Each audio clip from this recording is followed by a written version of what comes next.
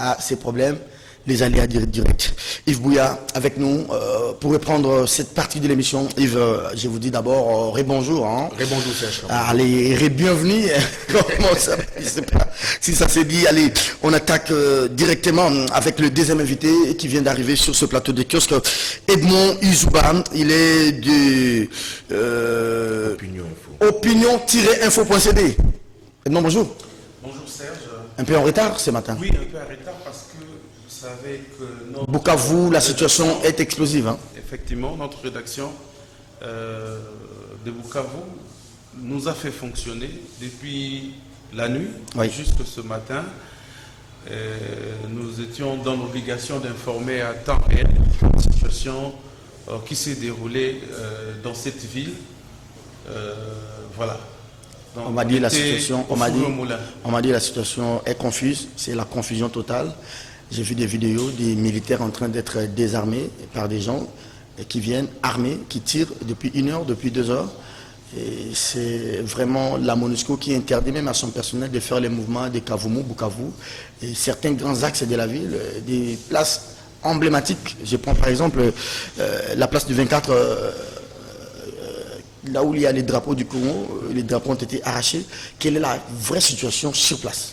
Bon, merci beaucoup pour cette question. La situation a beaucoup avancé, s'est améliorée, et comme on dit, le matin, il y avait ces mouvements de gens de gauche à droite et aussi ces mouvements rebelles de l'ANC, d'après les sources militaires. Mais heureusement, nos forces loyalistes ont réussi à remettre du calme dans la ville. Actuellement, où nous parlons, il y a le Conseil de sécurité qui se tient au gouvernorat, mais il faut aussi faire remarquer que le gouverneur, pour palper du doigt lui-même les retours au calme, il a marché à pied, quand même un bon nombre de kilomètres, sur l'avenue. Là, vous êtes dans l'évolution. Qu'est-ce qui s'est réellement passé? Quelles sont les revendications de ces gens-là? Est-ce que quand vous dites l'armée a fait ceci, on a quand même mis la main sur ces éléments? Comment il se fait que des gens se réveillent un matin, ils prennent la ville, ils tirent, ils désarment les militaires et les gens commencent à chanter à leur gloire, gratuité, échec, on commence à chanter sur... Pour eux, la situation sociale est catastrophique. Pendant qu'il y a 2-3 jours, le gouverneur s'était fait huer par la population quand il demandait aux gens de soutenir le président de la République. Oui, absolument. Donc, ça veut dire que, je dirais que ces rebelles ont surpris nos FARDC dans leur position stratégique parce que, vous l'avez dit, ils ont attaqué exactement des positions stratégiques de notre armée, mais aussi des zones stratégiques de la ville. Ils ont attaqué un centre, je dirais même un camp militaire d'approvisionnement en munitions. Ils ont attaqué les camps militaires qui sécurisent pratiquement l'aéroport de Kavumu. Donc, ils ont attaqué plusieurs sites stratégiques de la ville et leurs revendications sont jusque-là méconnues, d'après les sources officielles, mais dans les spéculations, nous apprenons de manière ramassée, ils ont récupéré toutes les revendications d'ordre social, mais cela reste encore à confirmer. Donc, quand on dit que la situation est sous contrôle, ça peut être par le fait que soit ils ont été maîtrisés, soit ils ont été arrêtés, soit ils ont été mis en déroute, dissimulés, ou soit entrés dans la masse. Donc, c'était un petit nombre, donc le gouverneur a minimisé pour parler d'une 60aine de personnes. Donc c'est quand même maîtrisable et c'est quand même audacieux. Mais le fait, c'est de ne pas de minimiser parce qu'il y a une 60aine de personnes. Donc dites-vous que s'ils étaient à 200-300, il ferait plus. Si 60 personnes arrivent à paralyser Bukavu, qui est une garnison militaire, c'est qu'il y a un problème sécuritaire. Ça veut dire que ils ont eu des informations avant d'attaquer. Et même les grandes villes les plus sécurisées au monde ont subi souvent ces genres d'attaques. Mais la force, c'est quoi? C'est cette reprise et ces retours au calme. Si la situation perdurait, on pouvait au moins crier à un abandon de l'État. Mais du moins, la ville le pas à feu et à sang. L'armée loyaliste, de façon stratégique, a répliqué à ces attaques de rebelles. Nous attendons maintenant de Les façon enquêtes. détaillée Les enquêtes. les bilans, mais aussi les enquêtes, et pour savoir les détails ou pourquoi pas les raisons valables de cette incursion de groupes armés dans la ville de Bukavu. Merci beaucoup Edmond Izouba pour première lecture un peu à chaud de la situation. Comme Edmond Izouba vient de le dire, il dit que la situation semble être maîtrisée. Absolument. Et que le gouverneur a fait les déplacements, la ronde de la ville, la réunion où le conseil de sécurité de la ville va pouvoir se tenir. Yves Bouya, on doit quand même nous dire d'où viennent ces éléments, quelles sont les vraies revendications de ces éléments. C'est vrai qu'Edmond a dit ils ont ramassé un peu les revendications d'ordre social, la gratuité de l'enseignement, il y a les problèmes de la sécurité, défaillance sécuritaire ou bien quoi à votre avis? Non, d'abord ici, il faut d'abord être patriote de ces événements qui se déroulent à Bukavu. J'ai vu l'engouement avec lequel nos militaires ont repris la situation. Les FARDC, c'est quand même, il faut les applaudir. C'est une armée qui aujourd'hui qui lève la tête face à certains mouvements rebelles. Nous devons aussi quand même reconnaître que la situation dans l'Est reste toujours très volatile. Nous avons l'état de siège qu'on nous a installé depuis le mois de mai. Je crois le mois de mai, 6-7 mois. Mais quand on voit il y a une incursion rebelle, vous avez dit ici 60 personnes qui ont dans une ville aussi comme Bukavu, qui vont, qui reprennent, des mouvements rebelles accueillis à bras ouverts par la population et qui reprennent les mouvements, les revendications d'ordre social. Moi, je pense qu'il y a un problème. Le problème, c'est que la population ne se retrouve pas vis-à-vis de la gestion du pouvoir actuel. Ah oui. On ne peut pas avoir l'état des sièges, je pense, au nord et au sud. Nous avons un mouvement armé qui entre, de 60 personnes, qui paralyse même la ville pendant quelques heures et applaudi par les peuples. Ça signifie qu'il y a c'est un message, hein? C'est vraiment un message fort. Ça signifie que entre les gouvernants et le peuple, il y a l'écart. Il y a vraiment un écart qu'on n'est pas possible. Et ça, je pense que c'est un message fort qu'on lance aujourd'hui au gouvernement congolais. C'est un message fort que la population de Bukavu lance au président de la République, que nous sommes dans la misère, nous avons les pays, la République, la province fait face à de très sérieux problèmes et vous devez trouver des solutions à ces problèmes. Donc il y a quand même des signaux, il y a des gens mal intentionnés comme ces rebelles, on ne sait pas les identifier, si c'est des Maïmaï ou qui peuvent aujourd'hui surfer sur la misère des populations pourvu qu'ils soient dans les bonnes grâces. Là où moi j'épouse les revendications des élus de l'Est de la République. Ils ont dit on ne peut pas aller de prorogation en prorogation. Mais c'est quand même cynique de penser que parce que la gratuité bat de l'aile, c'est parce qu'il y a des problèmes sociaux qu'il faut prendre les armes parce qu'on va se faire adouber par la population. Non, ça c'est pas ça. C'est cynique ça. Les problèmes c'est pas ça. Les problèmes, il faut une évaluation sur cet état de siège. C'est très important. C'est aussi un message. Mais on a évalué et on a donné même les résultats et les résolutions par la commission de défense et sécurité. Vous avez suivi ce que le ministre de la Défense a lui-même dit. C'est grave ce qu'il a dit. Ça n'a pas été planifié. Les moyens posent problème. L'armée est presque, quand les moyens posent problème, c'est que l'armée est presque. Mais nous l'avons dit avec les Lungila et vous la semaine passée. Ça pose problème. C'est là où on dit il faut une évaluation. Ces élus du Nord Kivu, on peut dire du Sud Kivu même, des Lituri, ont des revendications. C'est à l'Assemblée nationale d'examiner cela. Et voilà maintenant les conséquences. On se réveille un bon matin. Nous avons une contre la République complètement paralysée.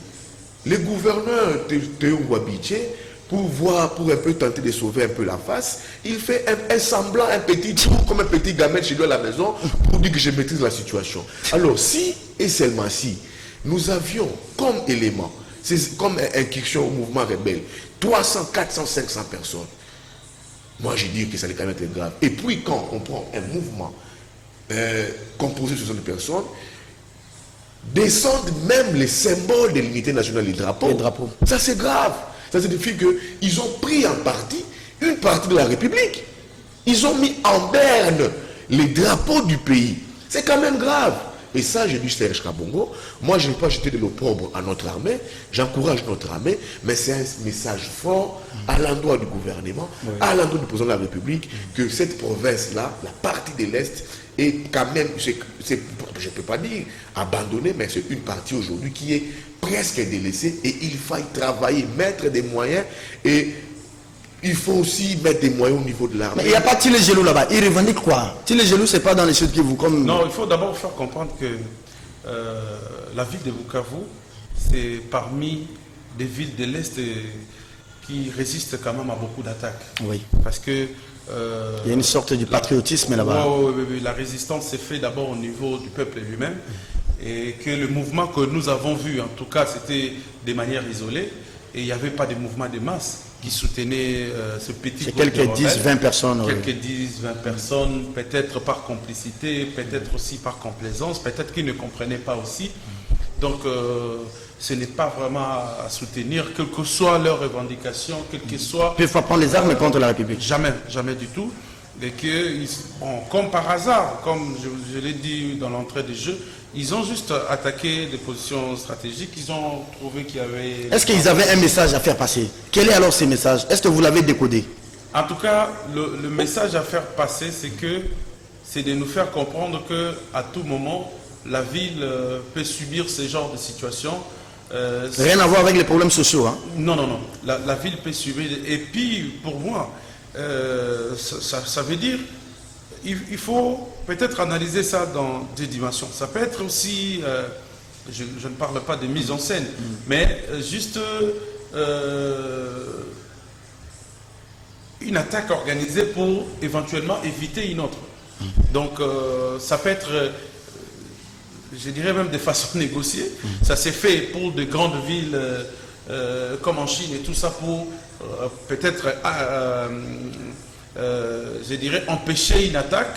On peut organiser une mise en scène comme ça et puis le rebelle qui s'est préparé par exemple pour attaquer. Là vous réfléchissez. Non, là, moi je suis là, je suis en train de réfléchir. Je suis en train de réfléchir. Ce qui n'est pas le cas.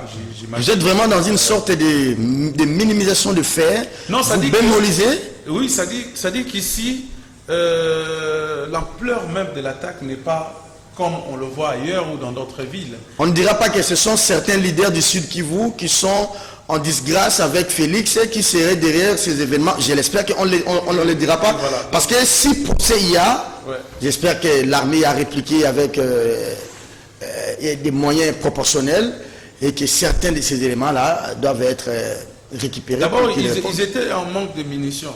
J'ai vu les armes qu'ils ont utilisées, ce n'est pas comme ça. À moins qu'ils s'amusaient, par exemple. Ils se disaient quoi dans leur tête, je ne sais pas. Mais la capacité de nuisance était assez faible et qu'on ne pouvait pas blaguer avec une armée loyaliste. Merci. Dans une grande ville comme Bukavu. J'ai parlé tout à l'heure de la résistance. Ça veut dire que si, par exemple, l'armée n'arrivait pas à prendre ou à répondre à la situation en main, vous allez voir que d'ici 17 h, les jeunes de Bukavu allaient se mobiliser, et surtout les étudiants, comment ils allaient organiser en eux-mêmes une résistance contre ce rebelle. Donc la ville s'est toujours organisée de cette manière-là. À Goma, vous avez vu, on parlait de la véranda Muchanga. Donc c'est des jeunes qui s'organisent et pour contre-attaquer une offensive contre l'armée. Les jeunes s'organisent souvent, moi je sais de quoi je parle parce qu'à l'époque on a fait Bukavu, Gilles Mouteboussi. Les jeunes s'organisent quand il s'agit de mouvements rebelles ou quand il s'agit de forces qui viennent de pays étrangers. Mais si ces jeunes-là découvrent malheureusement que ce sont nos frères eux-mêmes qui portent nos revendications, ils risquent d'adhérer malheureusement. Non, écoutez, les jeunes de Goma, tout comme les Bukavu, c'est des jeunes qui ont toujours été très allergiques, comme Edmond l'a dit. Ils sont en perpétuel éveil parce que là, c'est des jeunes, c'est une jeunesse qui a subi des atrocités liées à la guerre. Mais moi, je ne veux pas minimiser les faits. Comme Edmond lui-même le dit ici, il dit qu'ils ont attaqué des sites stratégiques de la ville. Faire baisser quand même le drapeau. C'est un peu comme les Bakatakatara. Faire baisser le drapeau, on ne peut pas minimiser cela. Ce qu'on doit comprendre, d'où vient-il? Qu'est-ce qui soutient ces jeunes-là? Voilà. Ils sont venus de quel pays? C'est ça le vrai problème. La guerre dans l'Est, à Goma, a toujours commencé comme ça, par un fait bénin, et puis après, ça a engagé des dégâts collatéraux que jusqu'à preuve du contraire qu'on n'arrive pas à gérer. Donc moi je ne peux pas minimiser les faits.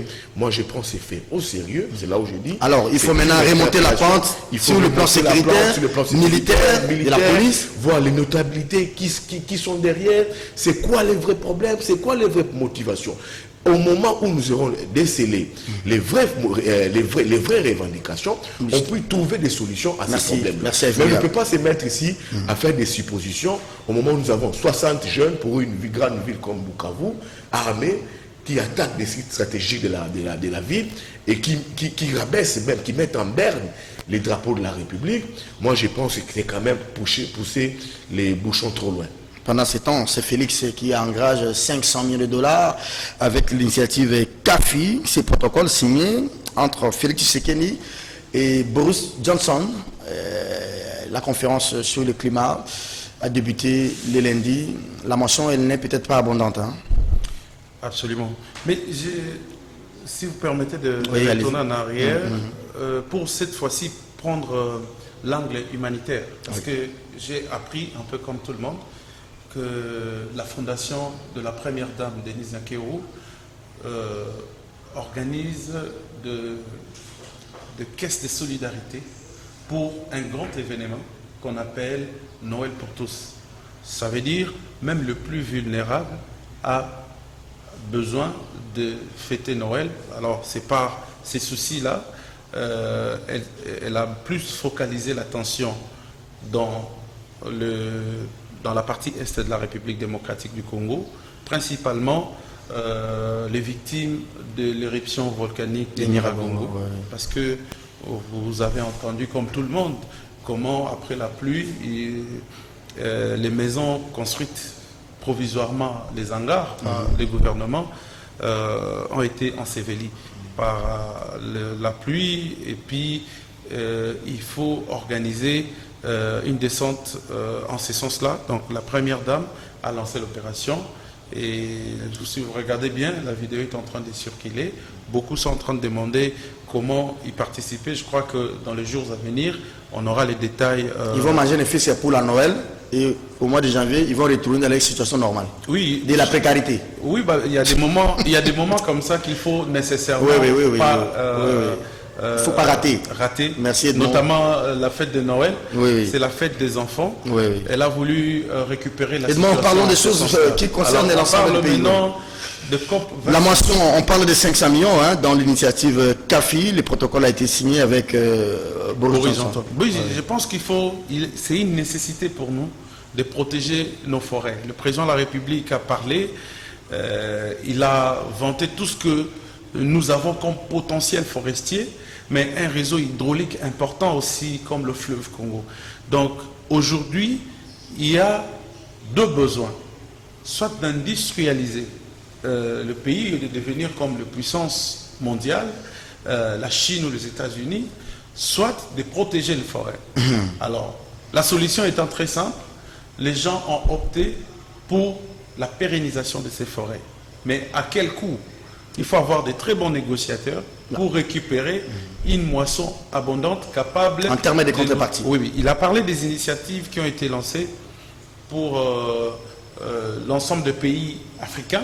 Lui-même aussi. Lui-même a lancé. Lui-même a un grand projet. Oui, 1 milliard d'arbres. Voilà. La plantation d'1 milliard d'arbres. Donc ça veut dire que il y a ces soucis-là et Boris Johnson, c'est parmi le premier chef d'État qui mord à l'hameçon et qui embrasse le projet. Mais je crois que ça s'étale autour de 5 ans et ça va s'organiser. Il faut présenter le projet autour pour donner la forme. C'est 10 ans, 2021-2031. 10 ans. Absolument. Donc il faut présenter des projets bancables et puis pour faciliter notamment la sortie de ces fonds. Parce qu'il se pose un très sérieux problème.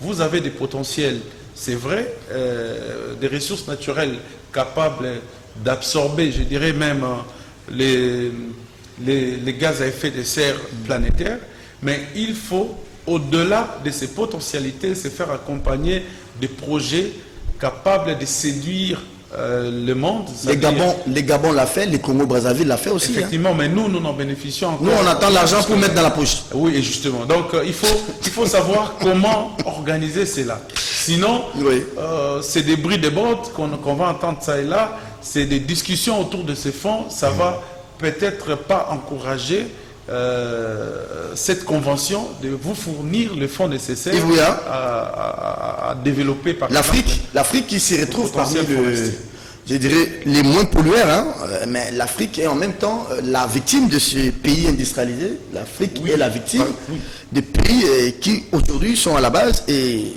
on parle de la compensation financière, que ce soit une compensation conséquente, mais Edmond ajoute quelque chose, je trouve, de très important. Il faut que ça soit accompagné par des projets bancables. Mais écoutez, Serge Kabongo, vous savez que nous sommes les deuxièmes poumons végétatifs, je pense, au monde, après l'Amazonie. Il n'y a pas que le Congo, hein. On dit les bassins du Congo. Nous avons les Gabon, le Congo-Brazzaville. Ce que le président de la République a fait, c'est quand même une initiative louable. Mais moi, j'ai toujours dit, mais vous avez dit ici que la moisson n'est pas abondante. 500 c'est 25 milliards étalés, c'est un projet de 25 milliards étalé sur 10 ans. Les Congos en contrepartie récolte dans ces projets 500 millions. Dans le cadre de l'initiative CAFI. Oui, CAFI, c'est 500 millions de dollars. Je trouve que ce n'est pas du tout vraiment équilibré pour le Congo, parce que les plus grands pays pollueurs au monde puisent aujourd'hui comme réserve au Congo. C'est ça. Vous savez, je vous donne un exemple ici. La Chine, le premier pays pollueur au monde, a quitté la COP26 parce que la Chine prend la tourbilière chez nous. La tourbilière, c'est cette matière qui vous capte les dioxydes de carbone. Et quand les États-Unis d'Amérique a su cela, les États-Unis d'Amérique qui dit, nous sommes les plus grands bailleurs de la COP26, et on trouve la Chine aujourd'hui le premier pollueur au monde, mais qui pollue le monde, mais prend la dioxyde, prend la tourbilière au Congo pour faire face au dioxyde de carbone. Ça pousse tout au Congo. C'est ça le vrai problème. C'est la raison pour laquelle la Chine a quitté la COP26. Non, les États-Unis a quitté la COP26, je crois que c'était sous Trump, bien que sous Biden. Biden a encore après ratifié ses programmes. Donc nous, les Congolais, nous avons beaucoup de potentialités, mais c'est à nous maintenant de mettre cela en valeur. Qu'est-ce que nous avons? C'est ça, on doit faire une évaluation, de comprendre ce que nous avons comme ressources miniers. Il faut savoir, parce que quand vous allez dans des grands sommets, il faut savoir préparer les dossiers. Avoir des très bons négociateurs. Vous savez par où le fonds est disponible. Et ça répond à quel besoin, comment réadapter notre besoin. On peut mettre nos besoins, tout ce que nous avons comme valeur, on peut mettre cela en exergue et savoir comment discuter. Donc on peut même, nous le Congo, même pour notre budget, on peut s'endetter parce que nous avons une capacité de remboursement. Donc on a dit c'est bon, nous sommes sur un bon pas, mais c'est à nous d'avoir de discuter avec nos partenaires, mettre en valeur tout ce que nous avons comme richesse. C'est très important. Allez, c'est vraiment un sujet très technique. Je crois même à la fin de la semaine, si pas les dimanches ou les lundis prochains, nous aurons besoin de deux experts environnementaux. Je pense que le ministère va pouvoir nous disponibiliser ces gens-là aussitôt ce sommet terminé pour que nous puissions faire le décryptage de ces assises de l'Écosse. Merci beaucoup à vous, madame, messieurs, de nous avoir acceptés chez vous. Kiosque, voici les derniers thèmes de l'émission. C'est ces comités mis en place, Edmond Izouba, par les ministres Patrick Mouyaya, les états généraux de la communication et des médias. C'est finalement une affaire de quelques heures. Je ne comprends d'abord pas ces changements de concepts. Comment on a quitté les états généraux de la presse aux états généraux de la communication et médias. Ça risque même de changer le contenu de ce que nous attendons. Parce que quand on parle des états généraux de la presse, c'est d'abord la presse a priori. Maintenant, quand on parle de la communication et des médias, c'est des médias. La communication, c'est des médias. La communication, c'est les ministères. Le média, c'est le CESAC. Donc, il faudrait qu'il y ait une explication assez claire autour de ces concepts. Ce n'est pas un jeu de mots. C'est voulu. Peut-être parce que, en regardant la commission ou le comité qui a été placé, je n'ai pas compris comment est-ce qu'on ramasse plus de 4 membres du CESAC, on le place a priori comme des vice-présidents de tous ces comités. Ils ont l'expérience, ils ont passé plus de 10 ans quand même à la tête du CESAC. Je suis tout à fait d'accord. Mais vous parlez de quelle expérience? Ce sont des journalistes rompus. Hein. Je suis tout à fait d'accord avec vous. Quand maintenant on revient, comme vous les appelez les journalistes rompus, je suis d'accord. Mais c'est quel type de journaliste, mon frère ami? Quand on sait que pour la plupart ont été patrons de médias et toujours c'est les mêmes personnes qui ont paupérisé les journalistes. Combien payaient-ils les journalistes qui travaillaient dans leurs organes? C'était à combien? Combien de journalistes qui travaillaient dans leurs organes avaient des contrats? Et aujourd'hui, moi j'ai compris que c'était une mauvaise foi de leur côté. Parce que il suffit seulement d'avoir une très bonne organisation. Moi, par exemple, je ne suis pas en train de me vanter. Les derniers de mes salariés touchent le minimum $150 et à son contrat de travail. Est-ce que pour toucher le peu qu'on gagnait, on devait arriver jusqu'à organiser des grèves? C'est cette situation, c'est tous ces contours-là que nous devons analyser. Ce ne sont pas des personnes exemples, Serge Kabongo. Nous sommes des jeunes qui émergent. On aurait cru que dans leur comité, ils pouvaient au moins se servir de jeunes qui s'organisent. Mais ils ont récupéré tous ces vieux, d'autres d'ailleurs qui n'exercent pas. Qui n'exercent plus. Mais ils ont quand même de la matière. Hein? Parce que regardez, au-delà des individus que vous décriez, la tête par exemple des Gabi qui ne vous plaît pas, ou la tête des Kabulo, ou la tête de ceci, les vrais problèmes pour nous aujourd'hui, c'est que la société a évolué, mais les lois qui nous régissent n'ont pas évolué. Comment est-ce que nous pouvons prétendre faire évoluer nos lois, les textes réglementaires, les textes répressifs, pendant que ceux qui avaient rédigé par exemple ces documents-là, je prends, comment il s'appelle, le doyen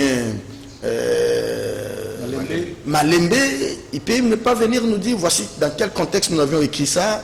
Est-ce que quelqu'un comme Ekambo, il ne peut pas venir nous dire, voici. On a quand même besoin de leur expérience, n'est-ce pas? Oui, nous avons besoin de leur expérience. Mais moi, je vous dis, au-delà de leur expérience, nous avons beaucoup de choses à reprocher à ces vieux-là. Ils nous ont légué quelle profession? Ils nous ont légué, c'est vrai, ils nous ont enseigné de la matière. Ça nous a permis quand même de travailler. Mais nous avons travaillé dans quel climat? Dans quelles conditions? Vous voyez? Aujourd'hui, il faut organiser la profession. Mais il ne faut pas penser que vous êtes les nombreux de la corporation, hein, que tout doit passer par vous. Non, même pas. Ça veut dire quoi? Il fallait qu'il y ait ces jumelages. Vous prenez d'un côté le vieux pour l'expérience et des jeunes qui émergent. Et des experts qui viennent du ministère de la Justice, peut-être les académiciens et tout ça, qui vont venir et nous allons nous faire compléter.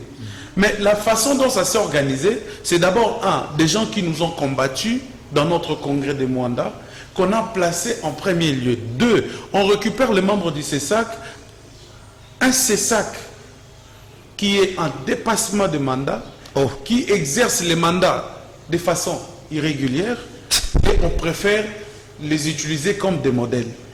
Je ne sais pas qu'est-ce qui sortira de bon de ces états généraux. Attendez, vous commencez déjà à tirer sur ces états généraux pendant que ces états généraux n'ont pas encore eu lieu. Oui, ça veut dire qu'il y a un certain nombre de préalables que le ministre devait remplir. Moi, je pensais que, comme on était en train de consulter, notamment à l'UNPC, on devrait quand même trouver une solution par rapport à ça. Mais à l'UNPC, on a carrément, je dirais, chosifié. Mais il y a Gabi Kouba qui est là, j'ai vu Kabulo qui est là. À peine qu'on récupère Gabi Kouba, qui est notre président, à peine on prend Kabulo qui est membre de la commission de discipline, mais on oublie des commissions fondamentales comme la commission de la formation. On oublie la commission de la carte. Pour devenir journaliste dans notre pays, vous devez absolument passer par cette commission. Parce qu'il y aura un débat sur ça. Hein. Absolument. On délivre des cartes à n'importe qui maintenant. Alors, les commissions à l'UNPC agissent de façon autonome. Vous sélectionnez avec beaucoup de partialité. Apparemment, moi je suis en train de le dire, que ces assises débutent selon ce qui aurait été décidé à Zongo. Parce qu'il y a eu je vais revenir à vous. D'autres personnes. Oui. Nous avons choisi un cadre purement légal. Nous sommes allés dans notre congrès qui a réuni beaucoup plus de monde. Toute la République démocratique du Congo, tous les journalistes, les délégués provinciaux, les délégués provinciaux, mais ils ont préféré prendre 7 personnes qui étaient à Zongo. Je sais pas, ils ont proposé leur manuel, ils ont proposé au ministre et tout ça. Bon, bref, je ne suis pas contre cela, mais je pense qu'il y a des points qu'il faut rectifier. Il y a des jeunes qui doivent être insérés. Il y a des commissions je le répète, de l'UNPC qui doivent rejoindre ces comités pour donner un peu de la forme. Il faut prendre la réaction d'Edmond dans le cadre des contestations. Ça fait vivre même la démocratie au sein de la corporation. Hein. Oui, mais ça fait vivre la démocratie. C'est au ministre de comprendre qu'il y a déjà des remous au lendemain de la publication de son arrêté. Moi, quand j'ai scruté ces documents, j'ai compris que le ministre a très mal posé les bases. Quand vous voyez les figures qu'il y a là, ça pose déjà problème. Moi, je n'ai rien, je n'en veux pas aux personnes qui chapeautent ces comités d'organisation. Mais quand je vois là où on met l'UNPC, la seule structure aujourd'hui qui est reconnue par l'État congolais, par les mouvements congolais pour, par exemple, l'octroi des cartes, on l'invite comme panéliste. Moi, ça me pose, ça me dérange. Regardez les postes qu'on a donnés à l'UNPC, au président national de l'UNPC. Il est dans les comités scientifiques, mais il n'est pas dans les comités d'organisation. Pourtant, l'UNPC devait être co-organisatrice de ces assises. Oui. Co-organisatrice, non observatrice. Parce que toutes les résolutions qui seront applicables aux journalistes, débattues au Parlement, votées, ça sera l'UNPC vient comme panéliste. Donc, j'imagine que Gabi Kouba l'UNPC viendra exposer et partir. Mais les grandes résolutions de ces assises, ça sera ces figures-là qui nous ont laissé une presse en difficulté, qui n'ont rien fait pour la presse. C'est là où j'ai dit au ministre Patrick Mouyaya, je ne veux pas qu'il emprunte les pas de notre ancien ministre Jolino Makelele ici, ça je n'en veux pas. Que je veux que quand il rentre. Maintenant, vous voulez créer une fronde contre Mouyaya? On ne veut pas créer une fronde, on veut des discussions, on veut une nouvelle commission. Mais il y a déjà des arrêtés qui ont été signés. Non, on peut toujours revoir ça. Merci beaucoup. On peut toujours revoir ça. Merci. On ne veut pas aujourd'hui mettre l'UNPC en difficulté. C'est comme Edmond l'a dit ici, moi j'imagine que c'est même un complot. Un complot parce que les gens qui ont été à Zongo, je pense à Zongo, c'est les mêmes personnes qui ont été placées à la tête du comité. Ça, c'est pas est-ce que le ministre a besoin de savoir les groupes de Zongo ou les groupes de Mwanda? Non, pas besoin de savoir. Les gens qui ont été à Zongo, ce sont eux qui chapeautent les structures.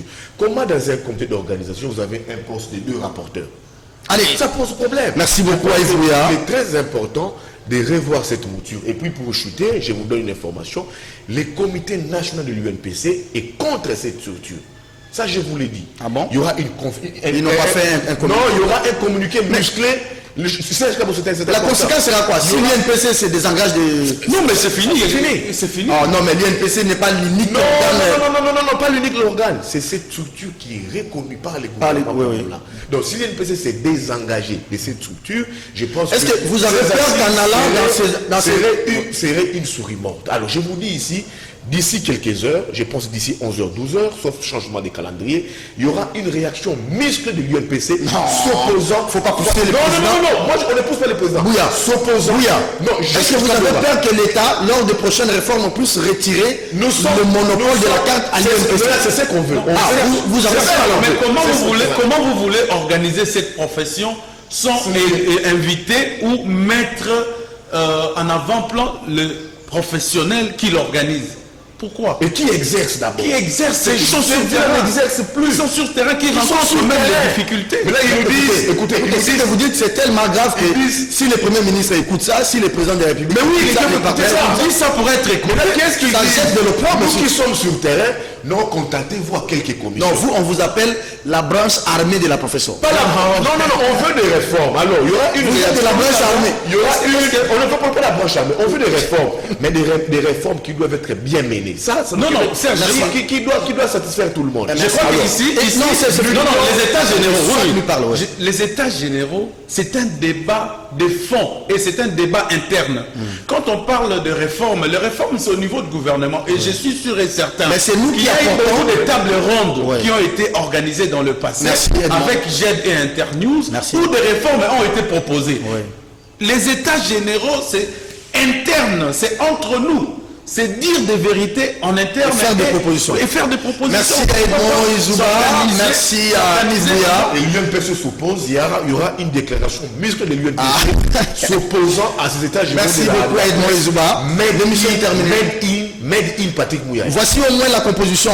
On me dit le bureau est composé du doyen Kibambi Chintoa. Toujours oui. Du doyen Tito Ndombi, de M. Loboto Floribert, de M. Obulo Kwes, de M. Israël Moutala. Le comité scientifique, l'organe technique est composé de M. Koubagabi, Chivi Chivwadi, mais le comité scientifique des États généraux, donc il y a encore un autre comité scientifique des États généraux, est composé de M. Alain Koyi, Chantal Kanyembo, Kitou Leotoa, Kaboulo Moana Kaboulo. Madame, Monsieur, merci à vous d'avoir été des nôtres. J'aimerais répéter cette phrase de l'ancien président tunisien, Youssef Marzouki, qui disait lors des assises de la francophonie ici, faites des réformes avec le peuple. S'il y a des réformes qui se font sans le peuple risque de faire ses propres réformes sans vous. C'est-à-dire, s'il y a des réformes pour la profession, il faut que ça implique tout le monde. C'est vrai qu'on ne peut pas trouver le consensus et l'unanimité au sein de la profession avec la branche armée comme les Bouya et des mots comme ça, mais il faut que ce soit un comité qui soit représentatif et qui soit rassembleur. Sinon, ces réformes-là risquent d'être sans les journalistes et contre les journalistes. Toutes les chances à l'équipe et on va